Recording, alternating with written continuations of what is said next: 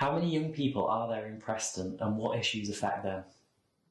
In Preston, there are just over 23,000 young people aged 13 to 26, which equates to nearly 24% of the total population.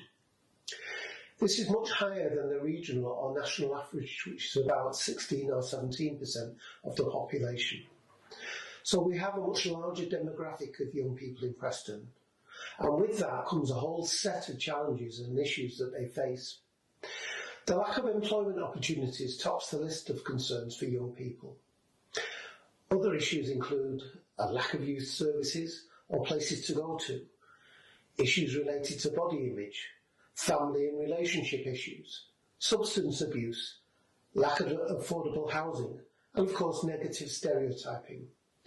Young people are also at risk of being the victims of online financial fraud, amongst many other problems.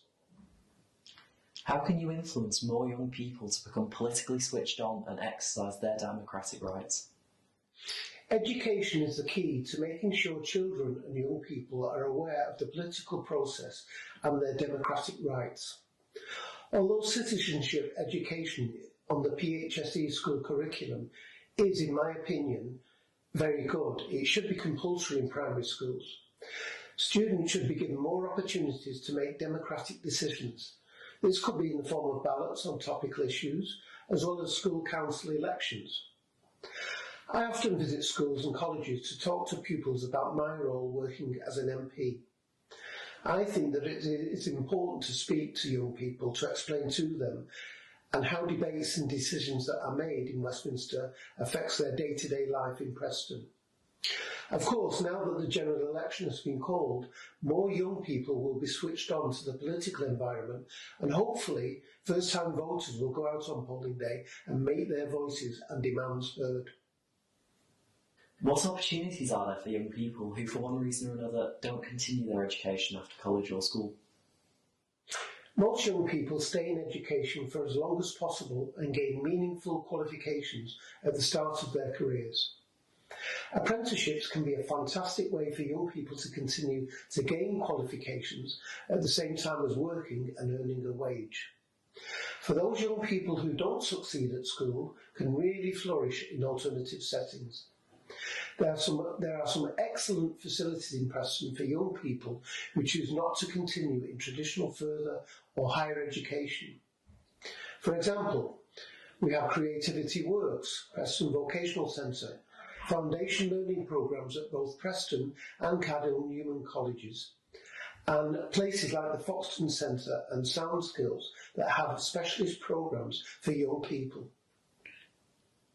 Young people are sometimes unfairly seen as being troublemakers and in some cases are the victims of crime, especially when using social media. What is your view on preventing and tackling youth crime? I fully agree that young people often face undue suspicion and can become victims of crime, especially in this digital age where social media plays an extensive role in their daily lives. It is crucial to address the root causes of youth crime, but also to protect and support our young people. This is to ensure that they can lead safe and prosperous lives. We need investment in youth services, and I'm very pleased that within the next 18 months, the Preston Youth Zone will be built and operational near Preston Bus Station. We also need initiatives to identify and support at-risk young people. We need early intervention programmes, we need good support for victims of crime, and we need stronger regulation of social media companies to make it a safe environment for our young people.